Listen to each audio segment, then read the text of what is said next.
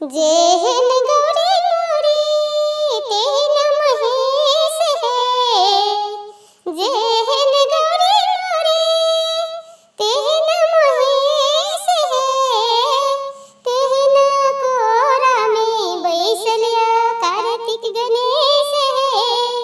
तेहन कोरा में बैसलिया कार्तिक गणेश है।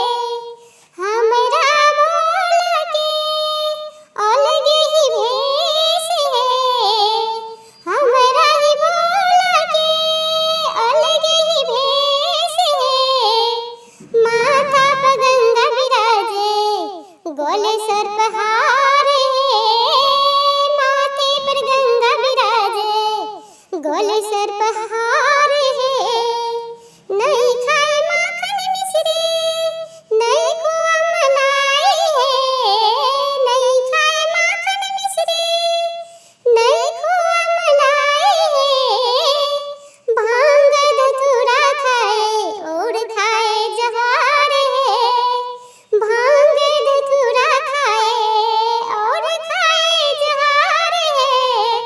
कहते सेवक सब कहे छथि सेवक सब सुनु हमरो अरजिया। कहे छथि सेवक सब सुनु हमरो अरजिया। दुखिया के दुख हरब जग के करू कल्याण यो। दुखिया के दुख हरब करब जग के कल्याण यो। जेहन गौरी मोरी तेहन महेश है।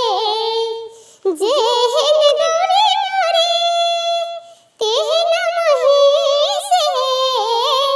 तेहन कोरा में बैसलिया कार्तिक गणेश है।